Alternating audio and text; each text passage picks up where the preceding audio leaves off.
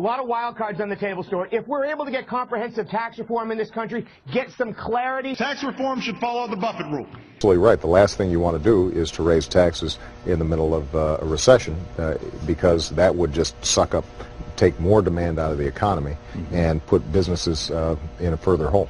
You know, I agree with the president. A year ago, he said that now is not the time to raise taxes on any American. So I hope you'll ask your member of Congress to step up and echo that call this week by voting for the Buffett rule. As expected, the Senate fails to approve the so-called Buffett rule, President Obama's attempt to raise taxes. They know what we know, and they know the truth, and that is raising taxes will hurt the economy. Raising taxes is not what you do when you want to put people back to work.